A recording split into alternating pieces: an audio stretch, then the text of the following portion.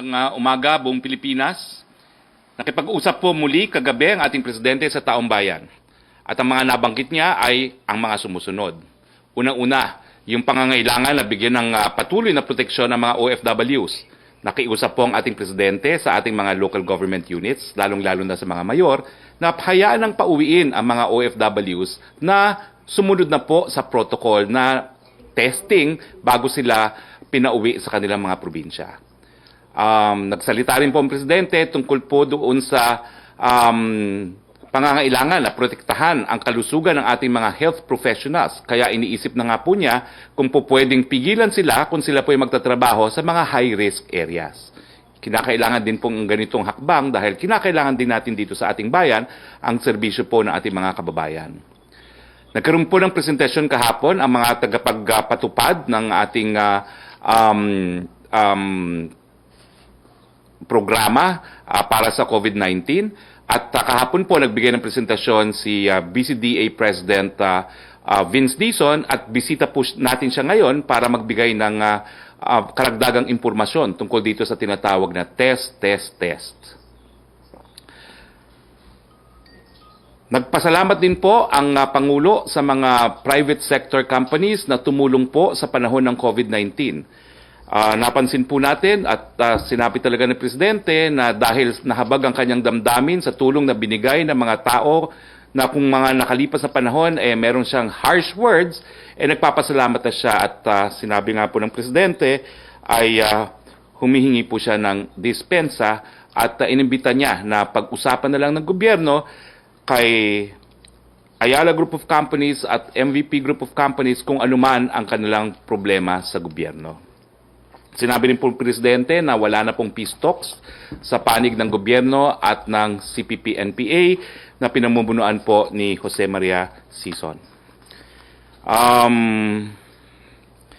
Tapos po, pinaanunsyo rin po ng ating Pangulo na magbibigay po siya ng pabuya na hanggang 30,000 pesos doon po sa mga whistleblowers na magsusumbong kung sino-sino mga lokal na opisyales ang kinukurakot ang ayuda na binibigay ng gobyerno para sa taong bayan ngayong panahon ng COVID-19. Siyempre po, inulit niya na yung mga LGUs po ang pakiusap niya kung tapos na yung protocol na sila'y na-test na, hayaan ang umuwi at doon na mag-quarantine sa kanilang mga probinsya dahil karapatan naman po ng mga kababayan natin na umuwi sa kanilang mga tahanan. Balitang IATF naman po tayo. Well, kahapon po, inapruban po ng IATF ang mga sumusunod. Una-una, yung pagtigil po ng mga inbound flights hanggang May 8, 2020, 11:59 p.m.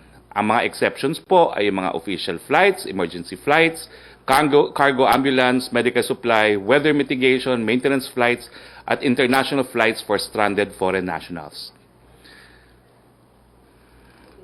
Nagkaroon din po ng pag-approve sa 4 na mega swabbing facilities at mamaya po sa ulat po ni Mr. Vince Dizon ay magsasabi rin siya sa mga developments. Ang 4 na mega swabbing facilities po ay sa Enduran College sa Taguig, ang Philippine Arena sa Bulacan, ang Mall of Asia in Pasay at ang Palacio de Maynila dito po sa siyudad ng Maynila. Pagkatapos po ay nagkaroon din po ng scaling up ng testing capacity sa Mindanao at mamaya nga po hahayaan ko na si Mr. Vince Dizon mag-ulat tungkol dun sa TTT program ng ating gobyerno.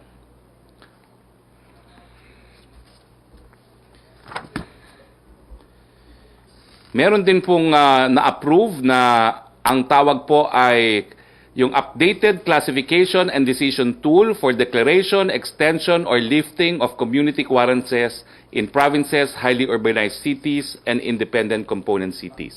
So meron na po tayong basihan kung kailan po maililift o magpapatuloy ang ECQ sa mga probinsya, Highly Urbanized Cities, and Independent Component Cities. Na-aproban din po ng IATF ang creation ng IATF Screening and Validation Committee na bubuuin po ng mga undersecretaries ng iba't ibang ahensya gaya ng DILG, Department of Health, Department of Trade and Industry, Department of Labor and Employment, Department of Agriculture, Department of Social Welfare and Development, at iba pang mga ahensya. Ang mandato po nitong Screening and Validation Committee ay para magkaroon po ng isang proseso kung saan iaapila o i-validate yung desisyon sa mga lugar na magpapatuloy ang ECQ o di naman kaya ay bababa na sa GCQ. Nagkaroon din po ng pag-approve doon sa iba't ibang mga aktibidades na ipaalam sa nasabing mga classification at decision tools ang sa iba't ibang local government units, no? Epidemic Response Framework to subnational government entities. Ang mga sumusunod naman po ng rekomendasyon ng Department of Transportation na maghanap po tayo ng paraan para bigyan ng suporta ang ating mga tsuper. Uulitin ko po, pag-aaralan pa lang po yung rekomendasyon na magbigay ng fuel subsidy para po doon sa ating transportation sector. Hindi pa po naaprubahan yan, pag-aaralan po yung rekomendasyon na yan. Meron ding rekomendasyon na hingin ang mga nagpapautang sa transportation sector na magpautang ng mababang interes at saka yung kung po pwede po yung deferment ng payment sa mga iba't ibang nagpautang sa ating transportation sector nang wala pong interest, no? Yung deferment of payment to financing institutions of amortizations without interest. Nagkaroon din po ng approval yung guidelines and quarantine and testing of repatriations as presented by the Department of Health. Ano ho ngayon ang ating patakaran? Lahat po ng Pilipino, pagdating sa airport o sa puerto, kinakailangan mag-PCR test. Habang inaantay po ang resulta ng PCR test, kinakailangan po manatili sa facility quarantine. Pwede po na manatili yung ilan sa ating mga Wihilas One Center, pero karamihan po ng OFW, babayaran po ng OWA ang kanilang quarantine. Ito po ay hanggang 2 o di naman kaya 3 araw dahil aantayin lang po ang resulta. Kung negatibo naman po ang resulta, po pwede na po sila umuwi sa kanilang mga tahanan, pero kinakailangan pa rin mag 14-day home quarantine. Nasa na ho tayo sa ating laban dito sa sakit ng COVID-19? Well, kahapon po nagkaroon tayo ng sumatotal na 9,485 cases.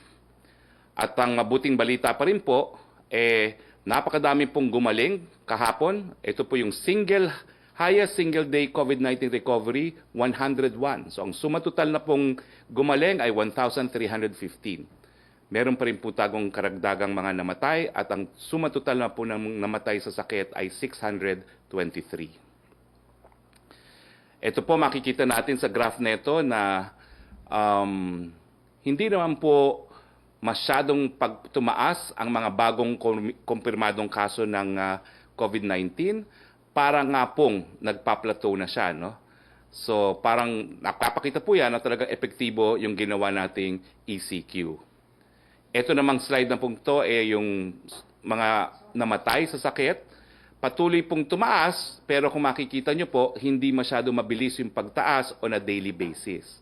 Bumagal na po yung pagdami ng mga namamatay. At ito pong balita, napakabilis naman ang taas ng numero na gumagaling po sa sakit na COVID-19. Mga iba pang bagay, pinirmahan po kahapon ang Executive Order 113 na nagpapataw ng karagdagang 10% buwis sa imported crude petroleum oil and refined petroleum products. Kaya naman po ginawa ito dahil napakababa po ngayon ng presyo ng langis at iba pang mga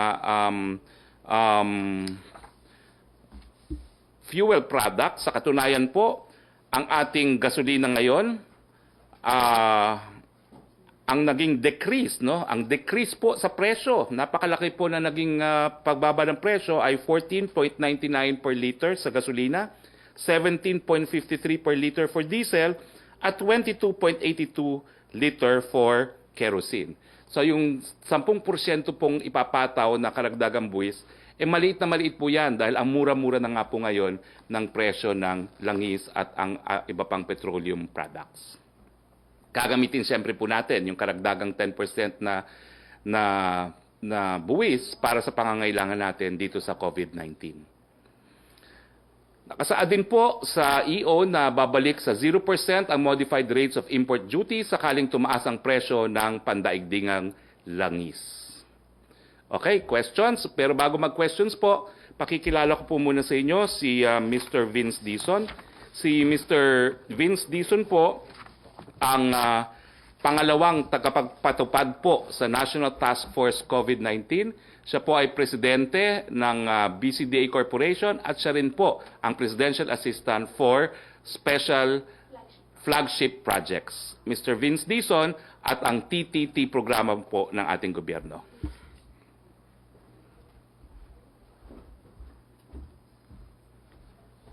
Magandang hapon po. Thank you very much, Secretary Harry Roque. Nandito po ako ngayon para ipresenta ang programa para sa T3 o yung tinatawag nating Test, Trace, and Treat. Ito po isang programa ng gobyerno natin kasama ng pribadong sektor para labanan nating sama-sama ang COVID-19. Gusto ko pong mag-umpisa ngayon na ipakita sa inyo ang isang quote na galing sa World Health Organization. Yung lang pong naka-highlight ang aking babasahin para po makita natin na napaka-importante po ng testing sa paglaban dito sa COVID-19. Sabi po ng WHO, you cannot fight a fire blindfolded, and we cannot stop this pandemic if we don't know who is infected. We have a simple message for all countries. At yung mensahe pong yon ay to test, test, at test. So, alam nyo po, ang kalaban po natin dito ay ang sakit na COVID-19. Kaya lang po ang problema natin, nagtatago po yung sakit na yan sa ating mga kababayan. At kailangan po nating malaman kung sino sa atin ang may sakit sa pamamagitan ng pagtetest. Yun lang po ang pinaka-importante nating kailangan gawin. Yun po ang pinaka-importante kailangan nating gawin ngayon at sa mga susunod na araw. At dahil po ang pag-test, ang translation po niyan, kapag tayo ay nag-test ng marami po tayong buhay na masasalba. We will save a lot of lives if we ramp up testing. Lalong-lalo na po sa ating mga kababayan na walang mga paraan para mag-self-isolate. Alam naman po natin, hirap po ang ating mga kababayan at ang kanilang mga living conditions ay hindi nila kakayaning mag-self-isolate, kaya kailangan po talaga natin silang i-test at i-isolate at i-treat. Kanina po, kami po ay nag-inspeksyon sa ating mga centers na ginagawa natin ngayon para mag-ramp up po ng swabbing. Makikita po natin siguro sa mga susunod na mga slide na mare-ready na po natin ang sinabi kanina ni Spokesperson Harry Roque na mga swabbing centers po kung saan kailangan nating dalhin doon ang ating mga kababayan simula po sa ating mga OFWs para po doon natin sila isa-swab sa isang napaka-safe na lugar. Safe hindi lamang sa ating mga OFW, sa ating mga pasyente, pero safe din para sa ating mga frontliners. Meron po diyang mga testing booth na makikita kayo na talagang very secure at very safe ang ating mga frontliners para sila naman po ay hindi mahahawa o mai-infect in case na meron po sa ating mga kababayan na nagdadala ng virus na COVID-19. So, sa mga susunod pong mga araw, ira-ramp up po natin ang laboratory testing. Na report po natin sa ating Pangulo kagabi na right now, meron tayong 20 laboratories. In fact, I think as of yesterday, 22 na ito. So 22, meron pa tayong dagdag na 56. Ang target po natin by May 30, 78 na po ang ating mga laboratorio sa buong Pilipinas, kasama na ang Visayas at ang Mindanao. Siyempre po, kung makikita natin ang mapa, ang pinakamarami pong infection natin ngayon ay sa island of Luzon, lalo na sa Metro Manila. Kaya po hindi tama lang na mas marami tayong laboratorio doon. Pero magsi-scale up na rin po tayo ng mga iba't ibang laboratorio sa buong bansa, including Visayas and Mindanao. Importante po itong gagawin natin ito dahil sa mga darating na araw at darating na buwan, kailangan po ready tayong mag-test ng ating mga kababayan. Dahil po, hindi hihinto ang ating testing, hindi hihinto ang ating pagtetest. Ngayon po, nasa 5,000 per day pa lang po ang ating daily test on average. Gusto natin po sa pamamagitan nitong 78 laboratories na to, tumaas tayo ng 30,000 per day. Pag tayo po ay umabot na ng 30,000 per day, nandun na po tayo sa level ng testing katulad ng mga bansang talagang nag-invest sa testing tulad ng South Korea at ng mga iba pang bansa. At mas mataas pa tayo sa level ng Singapore at ng Israel. Yun po ang ating goal at naniniwala po tayo na kung ma-activate natin ang labs na to, magkakaroon na po tayo ng capacity to test 30,000 per day by May 30. At gagawin po natin to sa tulong ng private sector. Unang-una po, ang pinakamalaki pong laboratorio ngayon sa Pilipinas ay ang laboratorio ng Philippine Red Cross sa pamumuno po ni Senator Richard Gordon. Kaya tayo po talaga nagpapasalamat po tayo kay Senator Gordon at sa mga magigiting at bayani nating mga kasamahan, kababayan sa Philippine Red Cross. Dahil po talagang napakalaki ng kanilang ginawa at napakalaki po ng kanilang kontribusyon sa ating testing capacity. At hindi pa po ata hihinto ang Red Cross. Magtatayo pa sila ng iba pang mga testing facility sa Metro Manila, sa Central Luzon, sa Southern Luzon, at sa Visayas at sa Mindanao. Kaya po muli nagpapasalamat tayo kay Senator Gordon at sa ating mga kababayan sa Red Cross. Pero hindi lamang po Red Cross, pati po ang mga private companies tulad ng Unilab, ng Ayala, ng San Miguel, yung ating pong mga hospital tulad ng St. Luke's, Makati Medical at yung pong mga ospital sa nakasama sa Metro Pacific Group of Companies. Sila po ay magsasama-sama dito sa tinatawag nating T3 Coalition kasama ng ating DOH, kasama ng ating gobyerno para mag-ramp up tayo ng testing capacity. Ang immediate po nating goal in the next few weeks ay iswab at itest ang 25,000 OFWs at overseas Filipinos sa ating sa Metro Manila at sa Greater Metro Manila area. Ito po ay mga seafarers natin, mga land-based OFWs at mga overseas Filipinos. So, ito po yung mga mega swabbing centers natin. Bibilisan ko na lang po ito para mas marami tayong panahon sa katanungan. Nasabi na po ito ni Spokesperson Harry Roque kanina. Meron tayong 4 na swabbing centers. Magpapakita pa po tayo ng mga ibang pictures. Ito po ay sa palasyo. Nandito po kami kanina ni Secretary Duque at ng ating Chief Implementer na si Secretary Galvez. Ready na po yan ang ating magigiting po na Philippine Coast Guard at mga kasamahan natin sa Bureau of Fire Protection. Ang o-operate po nito, sila po yung mga nakikita natin ngayon sa picture na naka-PPE. At makikita nyo po yung mga booth, protektado po sila dyan. Ito po, meron din po tayong tinayo sa NAIA 2 at sa NAIA 1. Meron pong mga swabbing centers dyan na mag-ooperate na pagka nagbukas na po ang ating mga airport at immediately po paglabas ng ating mga kababayan sa kanilang mga flight, isa-swab test na po natin sila para po lumabas na po ang kanilang mga PCR results sa loob ng 24 to 48 hours. At syempre po, yung ating mga quarantine centers, nakita nyo na po ito. Ito ang Philippine Arena. Ulit po, nagpapasalamat tayo sa Iglesia ni Cristo, sa kanilang generosity, at sa lahat ng mga private sector partners na talagang tumulong po sa ating mga quarantine sites at sa ating mga swabbing facilities. Sa mga swabbing facilities po natin, nagpapasalamat po tayo sa Manila Bulletin Group, sa SM para sa paggamit ng MOA Arena, at sa Udena Group po para sa paggamit ng Enderan. At syempre po ang Razon Group at ang Ayala Group of Companies sa kanilang donation sa paggawa ng mga facilities na to at sa lahat ng mga testing booths na gagamitin natin sa mga swabbing centers na ito. So yun po, marami pong salamat at ibabalik ko na lang po kay Spokesperson Harry Roque. Maraming po salamat sa ating lahat at sa ating mga partners sa T3 Coalition. Thank you very much. Thank you, Presidential Assistant Vince Dizon. Bago po tayo tumanggap ng questions, lilinawin ko lang po, pasensya na po, nabulol.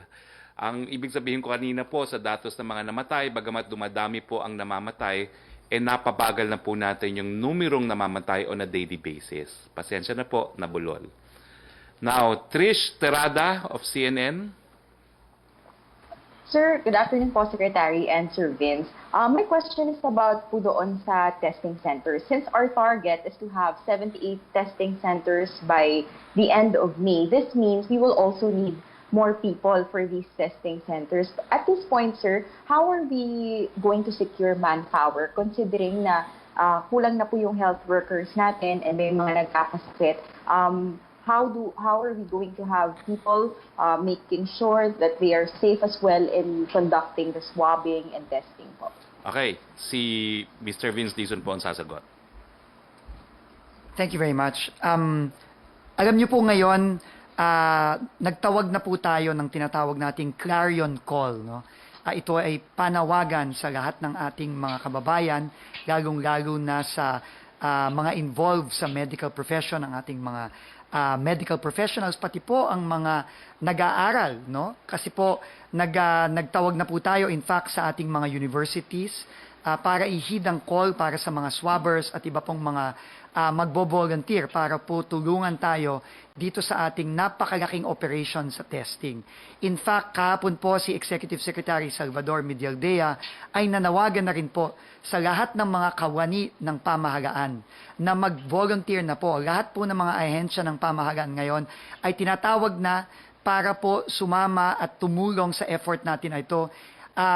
Hindi lang kasi swabbers ang kailangan natin, no? Kailangan natin ng mga encoders, kailangan natin ng mga barcoders, kailangan natin ng mga iba't ibang mga volunteers para po tumulong sa napakalaking operasyon na ito sa ating napakalaking testing operation na gagawin natin sa loob nitong buwan ng Mayo at tuloy-tuloy na po ito hanggang sa mga susunod na buwan. Sir, I understand from how it looks like we're getting volunteers who are, of course, not trained experts. Sir, how are we going to make sure that they are protected? Kasi po, di ba, sa case nga po ng RITM, yung mga nasa testing, laboratory facilities, at least 40 were infected. How can we make sure, sir, na hindi, or at least mapoprotektahan itong mga volunteers natin, especially they're more exposed now to possible COVID cases? Napakaganda po nung tanong. No? Napaka-importante po para sa ating Pangulo at sa ating gobyerno ang health at kapakanan ng ating mga frontliners at lalo na yung ating mga health workers. Dito nga po, dun sa nakita yung mga facilities na tinatayo natin, nag-invest po talaga tayo at nagpapasalamat tayo sa private sector na tumulong sila sa pag-provide para sa ating mga health workers nung mga testing booths. Nung pong mga nakaraang araw, ang mga swabbers po natin ay walang ganitong klasing mga facilities, no? At mas prone po sila dahil po kung wala kang testing booth, mas meron kang contact sa ating mga magiging pasyente. Pero now with the testing booths, meron pong plexiglass wall na nagse-separate sa ating mga health workers at sa ating mga pasyente. Unang-una po yon.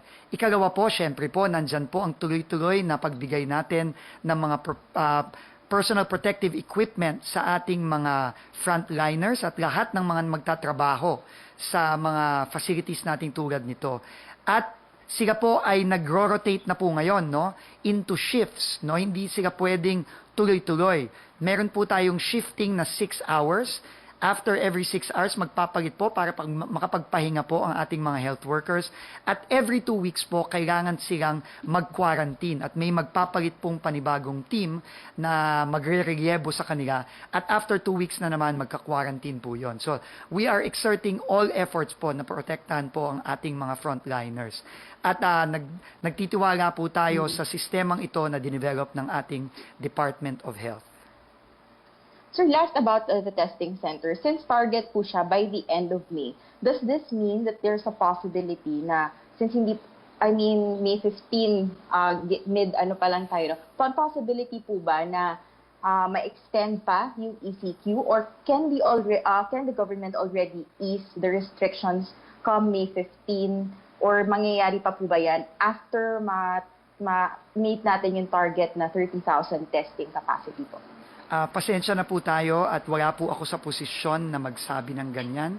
Ang desisyon po na yan ay irerekomenda po ng ating IATF based sa kanilang very clear parameters kung kailan dapat mag-transition from ECQ to GCQ. Mangyayari po yan, pero ang IATF po ang magre-recommenda niyan at ang presidente po ang magdidesisyon. Ang ginagawa lang po natin ngayon ay binibuild up po natin ang ating infrastructure para mag-test at para mag-isolate at mag-treat. Yan po ang kinakailangan natin, hindi lamang dahil dito sa deadline natin o date ng pag-desisyon ng ECQ sa May 15. Pero ginagawa po natin yan dahil alam natin ang COVID-19 ay hindi po matatapos sa buwan ng Mayo, hindi matatapos sa buwan ng Hunyo. Malamang po ito'y tatagal pa, kailangan po nating maghanda at i-prepare itong infrastructure na ito sa mga darating na buwan. Thank you, Sir Vince. Siguro my question, sir, is for Secretary Roque. Yes. Sir, yun po, napag-usapan po ba ng IATF kung possible pa pong ma-extend yung ECQ until we meet the target of having 78 testing centers by the end of May? Well, ang desisyon nga po ay sang-ayon dun sa bilis ng pagkalat ng sakit at saka yung ating capacity to provide medical attention. No? Ang tingin ko it's too early to come up with any conclusion, but they have come up already with clear guidelines that will be applied in making the decision kung magtutuloy po ang ECQ o hindi. Yan po yung na-approvean din kahapon. No? So, tingnan po natin ang datos sa mga darating na araw. Sir, yung sa second tranche po ng SAP, kailan po kaya most likely may implement yun considering na very late in the game na po tayo dun sa distribution ng first tranche and we're at the point na hinuhuli pa po natin kung sino yung mga corrupt officials stealing government aid po? Well, sa totoo lang, hindi ko pa masasagot ngayon yan. Inaasahan natin na mapapadistribute natin ito at the soonest time possible, pero inaamin nga po natin na yung first tranche ay hindi pa nga po completely na ibibigay sa ating mga kababayan. Hayaan nyo po, anyway, parating naman po yan, magagamit din. No? But we promise you that we have learned from the earlier experience of distributing the first tranche and we will definitely be more efficient in distributing the second tranche. Thank you, sir. Rocky? Okay, Secretary, questions from dalawang tanong ni Francis Wakefield of Daily Tribune. What's the basis under the law that the simple letter or notice from Congress can grant NTC the legal right to extend a franchise which under the law must be approved and passed by Congress, signed by the President? Well, I don't think NTC will let any institution influence its decision. No? Alam niyo po, in administrative law, yung dalawang konsepto po, yung exhaustion of administrative remedies at saka yung doctrine of primary jurisdiction, ayan po yung nagsasabi na kapag very specialized yung issue sa batas, kinakailangan hayaan mong desisyonan yung ng mga tribunal o mga quasi-judicial bodies na merong sapat na kakayahan para desisyonan yung bagay na yan. Ang issue po ng prangkisa sa broadcast industry ay isang ganyang bagay, and that is why the official position of the President is, since the matter is pending with the NTC, we will respect the decision of the NTC, pero sa ngayon po, antayin muna natin ang decision ng NTC. Okay, from Francis Wakefield pa rin po ng Daily Tribune, for a long period or at least from 1996, a broadcast giant ABS-CBN Corporation operated under an American head and its chairman and controlling stockholder Eugenio Lopez III in violation of constitutional provisions barring foreigners from controlling local media companies. Thus, Jose Calida's statement noted when ABS-CBN Incorporation's franchise was approved on 30 March 1995 through Republic Act 7966, Mr. Lopez, in strict terms, was an American citizen, which was another violation of our nationalization laws. The Office of the Solicitor General noted that despite being recognized as a Filipino in 2001, Mr. Lopez continued to use his American passport as shown by the list of travel records dated March 3, 2020, issued by the Bureau of Immigration of BI, which control number 200345520. Well, sigurado po ako, isa to sa mga bagay na ikokonsidera ng Kongreso ngayong pinag-uusapan na po kung bibigyan ng renewal ng prangkisa ang ABS-CBN. So kung sa tingin po ng Kongreso na makaka-epekto sa decision nito, I'm sure they will consider it. No? So we leave that matter to Congress because they are the ones they are the only ones who can decide on whether or not ABS-CBN should be given a renewal of its franchise. Si Maricel Halili ng TV5. Hi sir, magandang hapon po. Magandang Sir, hapon po.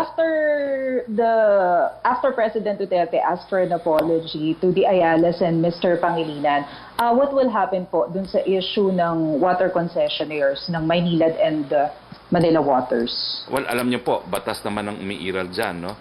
So I am sure the legal studies and legal examination will proceed.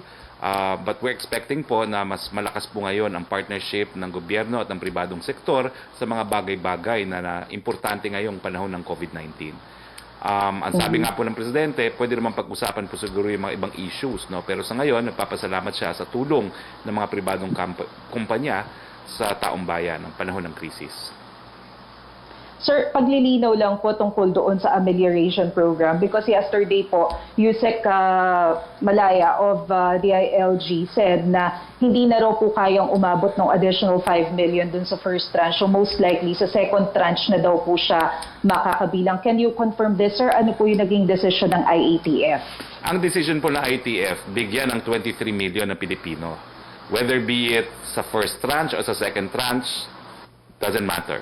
Basta importante, yung 23 million will get between 5 to 8,000 for that month. Yun po, ang decision ng ITF. Sir, last na lang po. Doon po sa report ni President Duterte sa Senate, he mentioned na meron daw pong na-record ang PNP na 763 cases of crimes against women and 521 crimes against children since the implementation of the enhanced community quarantine. Is there an increase on the domestic violence?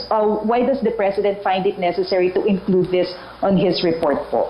I'm not sure kung meron pong increase. I guess it's just a matter of fact that the President stated what appears in the logbook of the PNP as recorded crimes against women and children.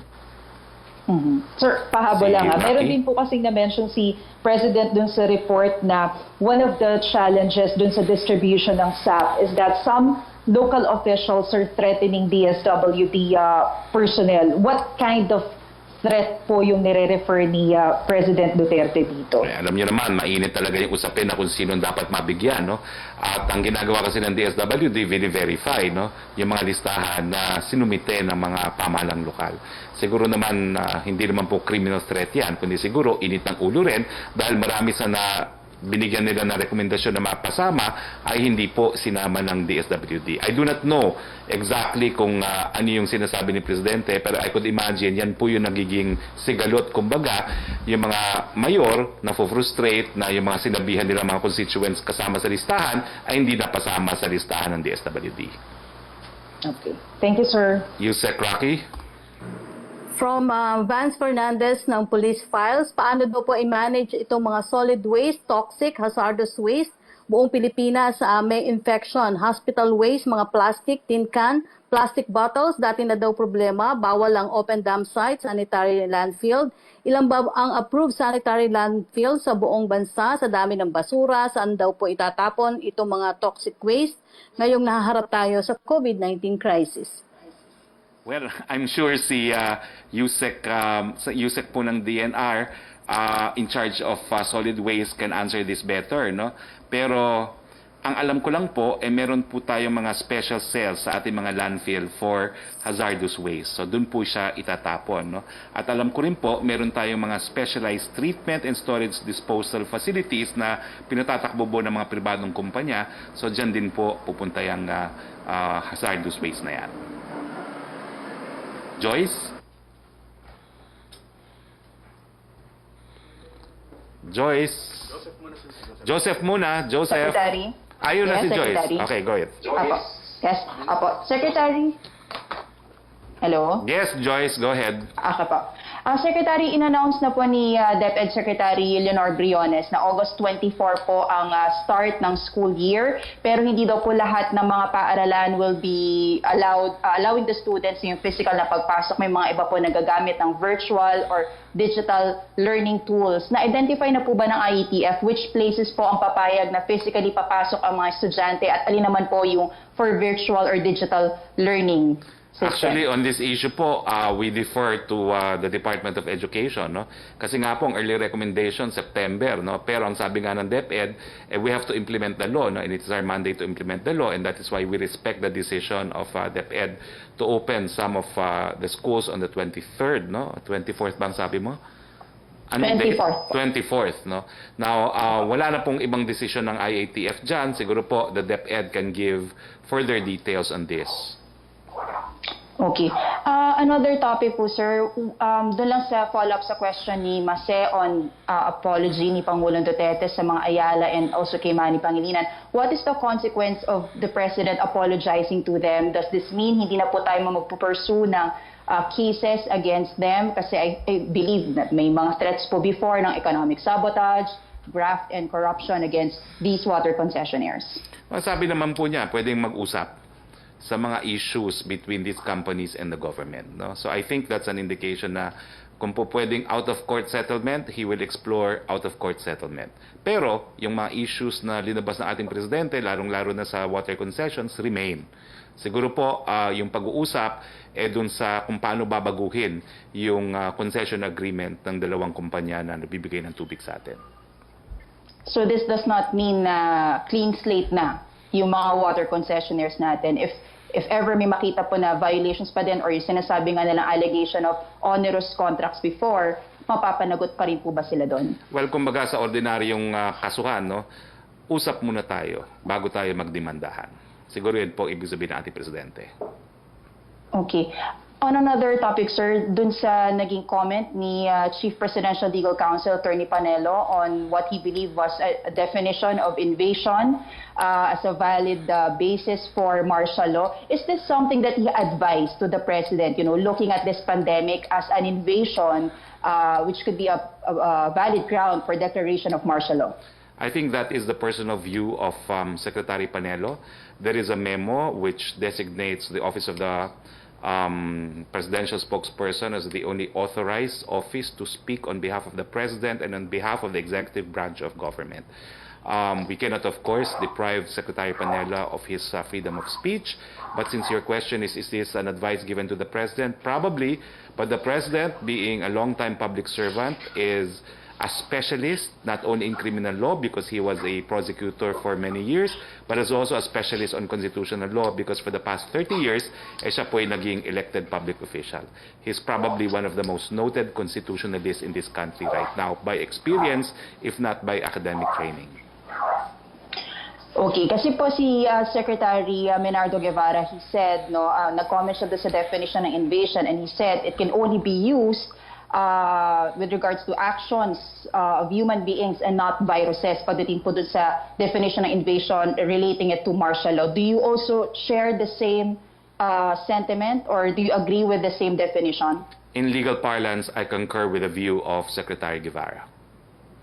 Okay. Since last night po, Secretary, itong naging comment ni Secretary Panelo, it spurred a lot of negative comments. Most of the comments are against the government, floating this idea after the palace already denied na one of the options ang declaration of martial law. How do we handle these negative comments now being faced by the government? Well, lalagay ko lang po sa proper context. Ang sabi ng Presidente, hindi siya mag-aatubili, magdeklara ng martial law, sang-ayon po dun sa basihan na nakasaad sa ating salaging batas at yan po ay rebelyon ng NPA. Lalong-lalo na kung patuloy nilang aatakihin ang ating sundalo para nakawin yung mga ayuda na nakalaan sa ating mga kababayan. So I think that is the presidential proclamation on this issue. Hindi lang po ako nagsalita niyan, ang Presidente lang po ang nagsalita niyan. Ibig sabihin po, magkaiba po sila ng posisyon ni Secretary Panelo.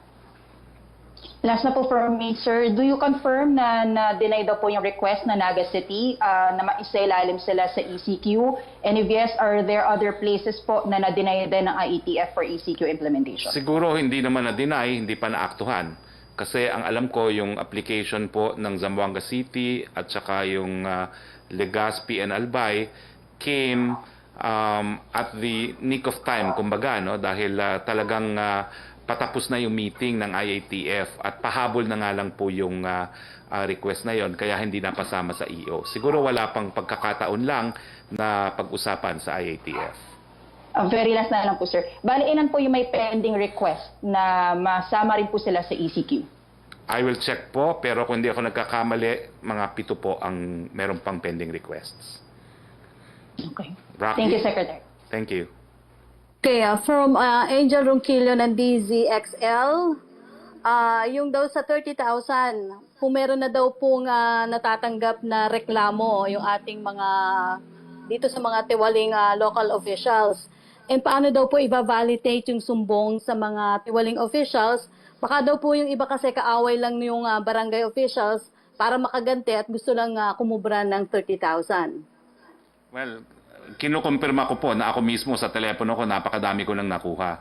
Ang sagot ko po, hindi sapat na magsabi o magparatang ng bintang. Kinakailangan po magbigay ng ebidensya, gaya ng ebidensya na ginamit dun sa barangay councilor ng Hagonoy, Bulacan. No? Meron siyang video recording ng pangyayari, no? So kinakailangan po gumawa rin ng complaint affidavit. Kung ito po ay isang criminal complaint, isubmit po ang inyong complaint affidavit sa pinakamalapit na istasyon ng pulis o di naman kaya sa NBI. Kung administrative naman po ang reklamo, isumitin niyo po yan sa pinakamalapit na tanggapan ng DILG at gaya ng sinabi ng Presidente, pwede niyo rin pong itawag sa 8888. Hindi po sapat na nagsusumbong lamang, kinakailangan magsumiti po ng ebidensya dahil ang pabuya po ay doon sa mapapatunayang tama po ang paratang. Hindi lang po magpaparatang, kinakailangan patunayan. Yes, Joseph Morong.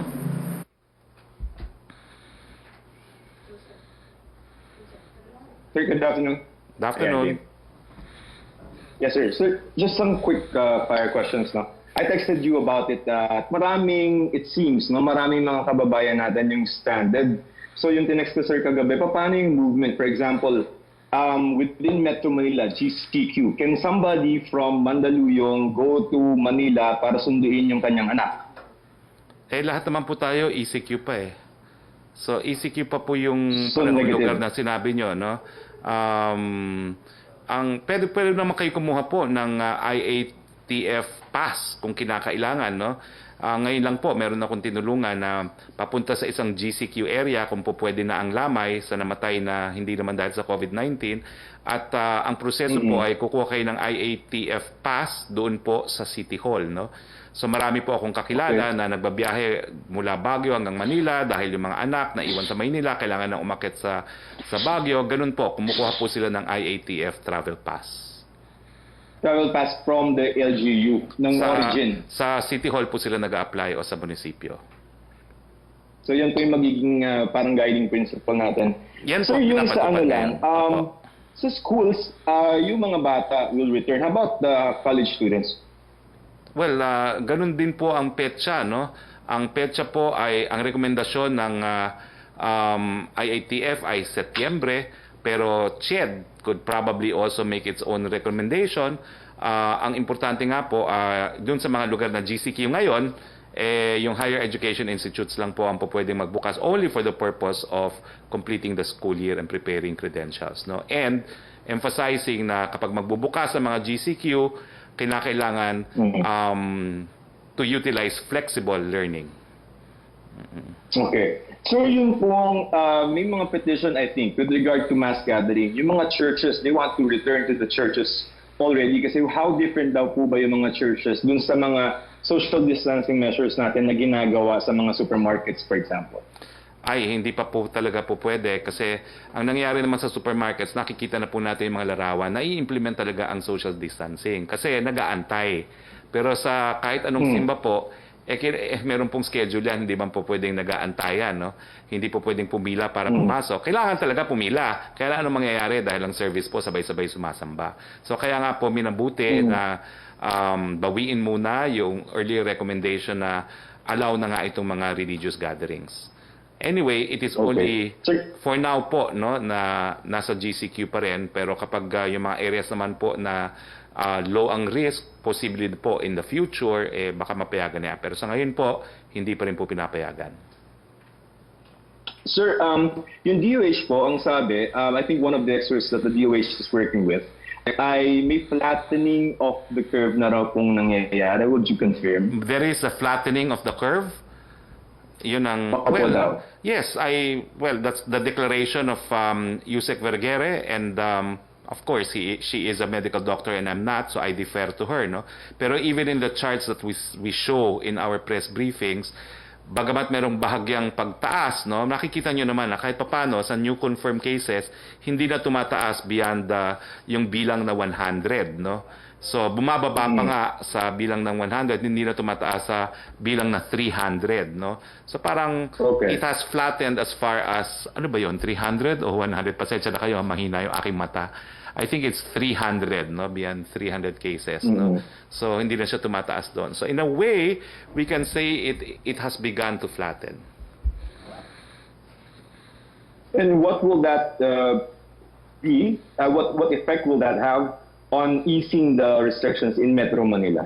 Well, tremendous, because remember, it's a confluence of yung pagbilis ng pagkalat at saka yung capacity to provide critical care at saka yung ekonomiya, yan ang tinitignan natin, no? So, for as long as we have sufficient critical care facilities para dun sa mga magkakasakit, hindi naman natin po pwede na ma-ignore yung katotohanan na kinakailangan buhay na yung ekonomiya. So ang tinatansya lang talaga natin, ang kinukuha nating balance, kung ano na yung pwede na simulan ng ekonomiya nang hindi naman magiging banta sa buhay dahil hindi natin kaya bigyan ng medical assistance.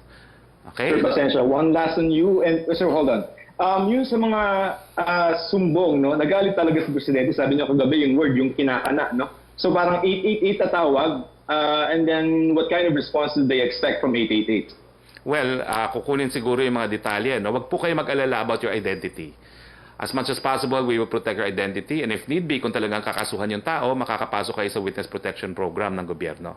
Pero pag-iingatan po namin yan, alam po natin na politics is always local. At dahil po dyan, bibigyan po ng careful attention yung inyong identity. Okay, Sir, can I go to Secretary Dizon?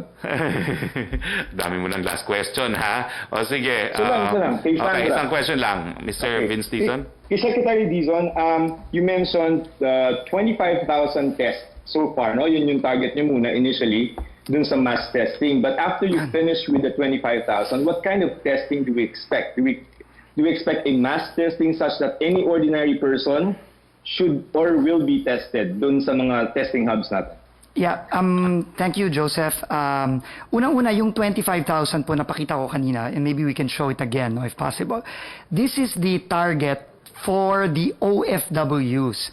This is the immediate target of the swabbing facilities.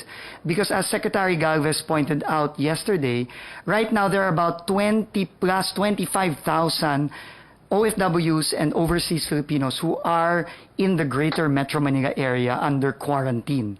And we have to test them as soon as possible in order to be able to decongest the quarantine facilities, the hotels, and the various other quarantine facilities in Metro Manila before we can start accepting OFWs again. Kaya kaakibat nito actually yung desisyon ng ating chief implementer na mag-suspend muna ng inbound flights into Metro Manila. So ito ang ating immediate goal, Joseph. Pero hindi lang ito ang itetest. Marami pang tinetest on a day-to-day basis. Nanggagaling po yan sa ating mga LGUs mostly na tinetest nila ang kanilang mga PUIs, PUMs, at ang kanilang mga health workers. Nanggagaling po yan sa ating mga hospitals, nanggagaling po yan sa ating mga kumpanya, no, na nagpapatest na rin daily. So the goal is to create a capacity of 30,000 tests per day by the end of May para kampante tayo na kapag lumawak ang ating mga kailangang itest, meron tayong ready na lab capacity para gawin ito. So it's really a preparation that we are doing for the coming weeks and the coming months. Ngayon, sino ang dapat itest? Meron pong protocol or tinatawag nila sa technical na lengguwahe, algorithm, ang DOH dyan. No? Merong prioritization yan. Siguro po ang mas makakasagot niyan ay ang DOH because tayo po ang ating role ay operational, no? Para tulungan ng ating DOH, ang ating mga ahensya na i-build yung infrastructure para sa testing, no? Pero yung pong medical science, we leave that up to our doctors and our scientists led by our DOH. Salamat po, Joseph. Thank you. Stay safe. Yusek Roque, siguro because we're running out of Opo, time, kasi po Secretary. pagdating po ng alauna, bumibitaw na ilang mga television channels, no? So, Melo Acuña. Melo. Hapon po, Secretary. Yes, go, Good Melo. afternoon, Secretary. I just have several points, but we'll try to catch up. No? But do we still have the funds to address the COVID-19 requirements with the considerable amount of foreign loans we received lately? Will the Philippine economy be able to settle its obligations in the near and medium term, Mr. Secretary? Yes po. In fact, sa ngayon, hindi pa tayo humihingi ng supplemental budget sa Kongreso. Sapat pa po ang pondo natin as is.